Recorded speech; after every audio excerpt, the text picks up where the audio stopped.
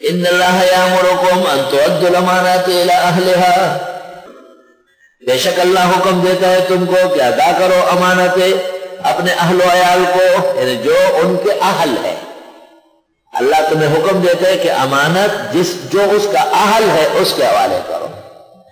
وَإِذَا حَكَمْتُمْ بَيْنَ النَّاسِ، اور جب فیصلہ کرو لوگوں میں، ان تحکموا بالعدل، تو فیصلہ کرو انصاف کا۔ ان اللہ نعم ما یعظکم بہ، اللہ بہترین نصیحت کرتے ہیں تم کو۔ ان اللہ کان سمیعا بصیرا، بے شک اللہ سننے اور دیکھنے والے ہیں۔ اللہ تعالیٰ تمہیں حکم دیتا ہے کہ امانت اہل کے حوالے کرو، جس کی امانت ہے وہ اس کا اہل ہے، اس کے حوالے کرو۔ چنانچہ رسول اکرم صلی اللہ علیہ وسلم نے دنیا سے جاتے ہوئے ابو بکر صدیق کو منصب امامت سپرد فرمایا، اور اسی پر صحابہ نے اجماع کیا کہ آپ ہی خلیفہ اول ہوں۔ ابو بکر صدیق جب دنیا سے جانے لگے تو حضرت عمر جیسے آدمی کو خلیفہ منتخب کیا۔ امام المتکلمین محمد بن عبد الکریم شہرستانی نے النحل میں نقل کیا، الملل والنحل میں، ایک شخص نے حضرت ابو بکر سے کہا کتنے سخت آدمی کو، آپ نے کہا قیامت کے دن اگر مجھ سے پوچھا گیا تو میں کہوں گا ولیت علیہم بعدی خیر الرجال، میں نے دنیا سے آتے وقت مسلمانوں کے خلافت سب سے بہترین انسان کو دی۔ اور اسی طرح عثمان اور علی اور حسن۔ اللہ اکبر۔ کہتے ہیں کہ امام شافعی رحمت اللہ علیہ کا ایک شاگرد تھا جو حضرت پر بہت زیادہ خرچ کرتا تھا۔ امام شافعی سالوب تھے، تنگدست تھے۔ جب حضرت کے وصال کا وقت آیا تو بادشاہ وقت نے کہا کسی کو اپنے درس کے لیے مقرر کرو، تو آپ نے اسماعیل ابن ابراہیم مزنی خال الطحاوی مامو طحاوی کے لأنه كان أعلم وأفقه من ابن عبد الحكم الذي كان ينفق على الشافعي إن الله يأمركم أن تؤدوا الأمانات إلى أهلها۔ حضرت امام اعظم ابو حنیفہ رحمہ اللہ دنیا سے جاتے وقت اپنے پیچھے حضرت قاضی قضات امام ابو یوسف کو منتخب کیا، اور دنیا نے دیکھا کہ ابو یوسف نے 42 سال کیسے قضا کیا ہے، پورے عالم کو اسلام کی عظمت فقہ حنفی کی حقانیت منوائی۔ وجزاء اللہ عنا وعن هذا الدین وعن فقہنا احسن الجزاء۔ اللہ، ہر دور اور ہر زمانے میں اس کا خیال رکھا گیا ہے کہ اہل آدمی بیٹھ جائے۔ شاہ ولی اللہ کا جب انتقال ہوا، شاہ عبدالعزیز ان کا بڑا لڑکا بہت کم عمر تھا، علوم مکمل کر چکا تھا،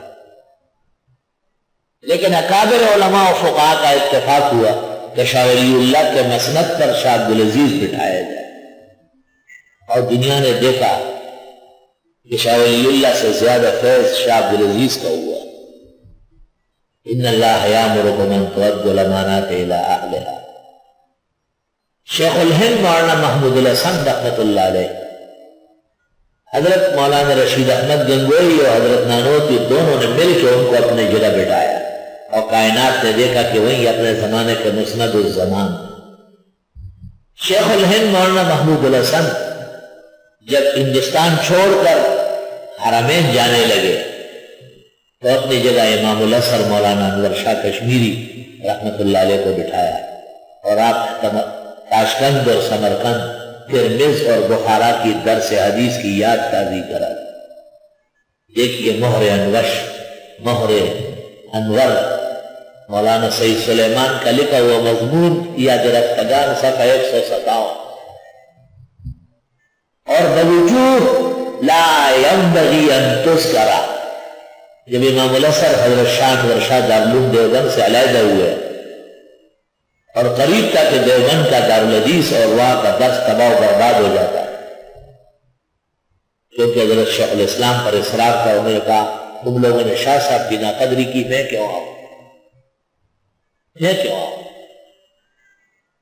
شاہ صاحب حضرت مدنی مفتی کفایت اللہ ایک کلاس ہے، دور حدیث شیخ الہند سے 1 سال کیا ہے 1314 ہجری۔ تو حضرت اقدس مولانا انور شاہ نے خود خط لکھا حضرت شیخ الاسلام کو اور فرمایا کہ میرا واپس جانا بظاہر مشکل ہے اور اپنے بزرگوں کی جگہ بچانی ہے، میری گزارش ہے کہ حضرت والا تشریف لے آئے۔ کہتے حضرت مدنی نے خط دیکھ کے زار و قطار روئے اور فرمایا شاہ صاحب ہر چیز میں بلند ہے، دیکھو لوگ سمجھتے ہوں گے کہ دیوبند کو نقصان پہنچانے گئے، اور مجھے خط شاہ صاحب لکھ رہے کہ میں گزارش کرتا ہوں کہ آپ دیوبند کی مسند تدریس و تحدیث سے ڈالیں، اور حضرت شیخ الاسلام نے الوفات جو دیوبند کو مقام اور مرتبہ دیا ہے آسمان و زمین گواہ ہے۔ ان اللہ یامرکم ان تؤدوا الامانات الی اہلہا۔ حضرت شاہ صاحب کی بیماری میں بابل کے اندر بخاری شریف شیخ الاسلام پاکستان مولانا شبیر احمد صاحب پڑھاتے ہیں۔ جب تحقیقات کا زمانہ ہوا وہ بہت مصروف ہوئے تو انہوں نے بخاری شریف حضرت مولانا شمس الحق حقانی کو دی اور ترمذی مولانا یوسف بنوری پڑھاتے تھے۔ یہ وہ سال ہے جس میں علامہ خالد محمود لندن والے دور حدیث تھے، یہ وہ سال ہے۔ ان اللہ یامرکم ان تؤدوا الامانات الی اہلہا۔ اللہ تمہیں تاکید کرتا ہے کہ امانت اہل کے حوالے کرو۔ وَإِذَا حَكَمْتُمْ بَيْنَ النَّاسِ، اور جب فیصلے کرنے لگے لوگوں میں، ان تحکموا بالعدل، انصاف کے فیصلے کرو۔ ان اللہ نعم ما یعظکم بہ، یہ لغت ہے، بے شک اللہ بہت بہترین نصیحت کرتے ہیں تم کو۔ ان اللہ کان سمیعا بصیرا، بے شک اللہ خوب سننے والے دیکھنے والے۔ وآخر دعوانا الحمد للہ رب العالمین، الحمد للہ رب العالمین۔